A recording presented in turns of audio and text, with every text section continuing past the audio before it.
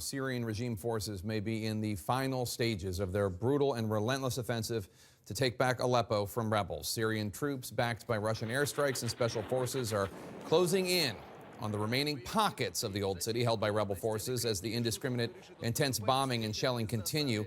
A mass exodus from the embattled city is growing.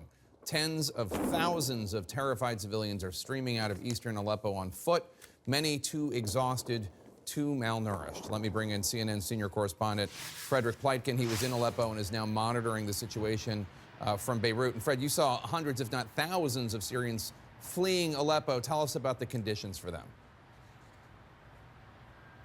Yeah, Jake, over the weekend, in fact, just a couple of hours ago, we were on the southern front in Aleppo, and you could really see those tens of thousands of people coming across. The devastating thing about all this is that there was a massive battle going on at that point in time. You had jets in the skies, you had mortars being fired, you had artillery being fired, and yet the only way for these people to get across the front line and try to make it to safety was to just plow right through that battlefield with their children, with a lot of elderly people as well. And you're right, a lot of these folks were very malnourished, very scared, very traumatized, and many of the children especially really way too weak to continue to carry on. And so many of them had to be carried by their parents. Some of the children were too weak to even stay awake. So it was really a devastating sight.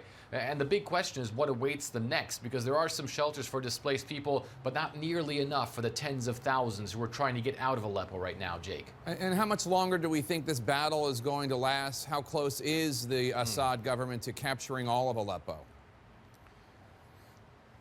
Well, they say they're in the final stages of their military operations. If you look at some of the opposition sources, they also say that it really doesn't look as though the rebels are going to be able to hold out very much longer. People are saying that it could be a matter of hours. There's already pictures being broadcast on Syrian government TV, so the pro-regime channels showing alleged celebrations in the streets of Aleppo in some places.